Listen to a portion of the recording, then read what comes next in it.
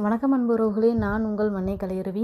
2026 மே 4 யாராலையுமே மறக்க முடியாத ஒரு தினம். ஏன் அப்படின்னா, இன்னையோட தினம் வரலாற்று சிறப்புமிக்க தீர்ப்பை மக்கள் எழுதி நமக்கு தெரிய வந்த நாள். ஏன் அப்படின்னா, முதல் முறையாக களம் கண்ட ஒரு ஒரு நபரோட கட்சி 33% அதிகமான வாக்குகளை பெற்றது. இதுவே முதல் முறை. ஏன் அப்படின்னா, விஜயகாந்த் அவர்கள் வந்தப்போ கூட 8% தான் வாங்கியிருந்தார். பட் இவர் 33% அண்ட் எபோவ் வாங்கியிருக்காரு. அண்ட் நாட் ஒன்லி தேட், ஒரு ஆல்மோஸ்ட் ஒரு 1.5 கோடிக்கு மேலே வாக்குகளை விஜய் கட்சியினர் வாங்கியிருக்காங்க. இப்படி இருக்கிற சமயத்தில் ஒரு வித்தியாசமான பரபரப்பான அன்பிரடிக்டபிள் ஒரு எலெக்ஷன்னா நம்ம 2026 எலெக்ஷன் நம்ம சொல்லலாம்.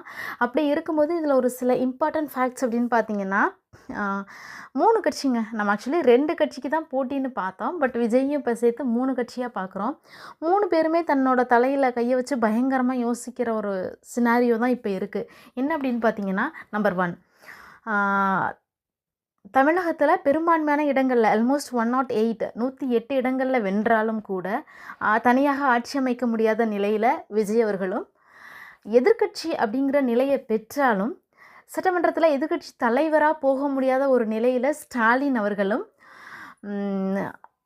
வென்றாலும் எதிர்க்கட்சி அப்படிங்கிற ஒரு போஸ்டிங்கை பிடிக்க முடியாத நிலையில் எடப்பாடி கே பழனிசாமி அவர்களும் இருக்காங்க. இந்த மாதிரி ஒரு வித்தியாசமான சினாரியோலாம் நம்ம 2026 தான். அதே மாதிரி இன்ட்ரெஸ்டிங்கான ஃபேக்ட்ஸையும் இதில் தான் பார்க்குறோம். இப்போது அரசியல் அப்படிங்கிறது சாதாரணம், அதில் அவசரப்படவும் கூடாது, அடுத்தவனை பகைச்சிக்கவும் கூடாது அப்படிங்கிற ஒரு ஒரு ஒரு கொள்கை வச்சுருப்பாங்கள்ல, அந்த கொள்கையை கண்டிப்பாக இப்போ நம்ம பார்க்கலாம். ஏன் அப்படின்னா, டிஎம்கே கூட இருந்தவங்களாகட்டும், ஏடிஎம்கே கூட இருந்தவங்களாகட்டும், நான் அவங்களோட சேர மாட்டேன்னு சொன்னவங்களாகட்டும், யாரோ ஒருத்தர் தான் விஜய் கூட கூட்டணி வைக்க போகிறாங்க. அப்படின்னா மட்டும்தான் விஜயால் ஆட்சி அமைக்க முடியும்.